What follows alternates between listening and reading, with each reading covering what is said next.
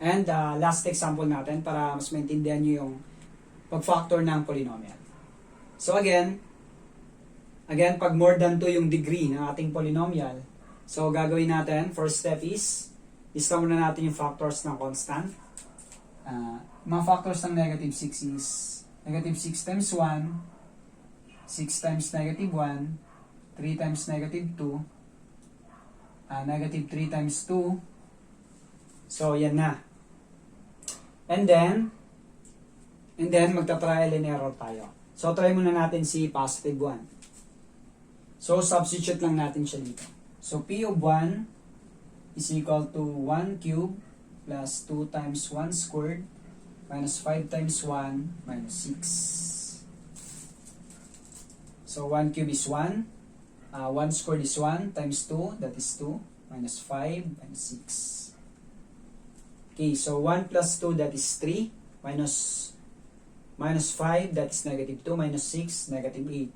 So, hindi siya 0. Okay, so hindi siya factor. So, try naman natin yung negative 1. So, magta-trial and error lang tayo. So, negative 1 cube plus 2 times negative 1 squared minus 5 times negative 1 minus 6. So, negative 1 cube, that is negative 1 pa rin.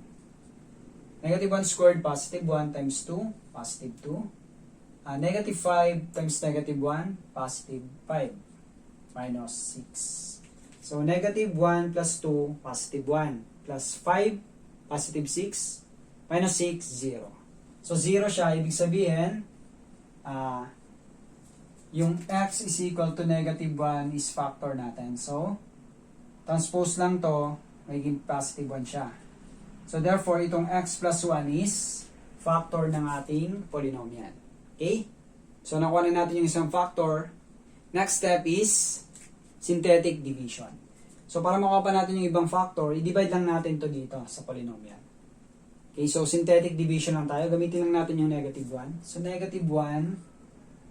So, 1, 2, negative 5, and negative 6.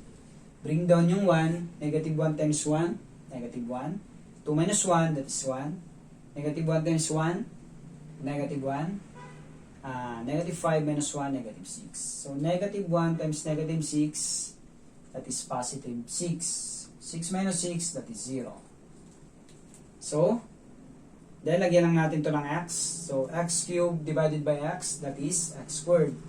So, 1x squared plus 1x minus 6. Okay. Okay, so yung mga factors natin are x plus 1 and x squared plus x minus 6. Okay. Now, itong trinomial na to, pwede pa natin siyang ma-factor. Okay? So, hanapin lang natin yung factors ng negative 6. So, listahan natin yung factors ng negative 6. That is negative 6 times 1, 6 times negative 1, 3 times negative 2, negative 3 times 2. So, saan dito yung may sum na positive 1? That is 3 times negative 2. So, 3 times negative 2, negative 6. 3 minus 2, positive 1. So, therefore, yung factors niya are, ito na, x plus 3 and x minus 2. Okay. So, ito na yung factors ng ating polynomial. Okay? So, tandaan nyo lang yung step. Una, ilinista mo lang muna yung mga factors ng constant. Then, trial and error ka.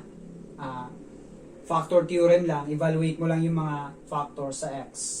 Then, pag nag-zero siya, synthetic division. Pag nakuha mo ng isang factor, divide mo lang siya dito sa polynomial gamit ang synthetic division. And then, yung magiging result niya, factor mo ulit. Okay? Hanggang sa makuha mo na lahat ng factors ng polynomial. Okay? So, comment below guys kung nakatulong yung video ito. Thank you for watching and don't forget to like this video.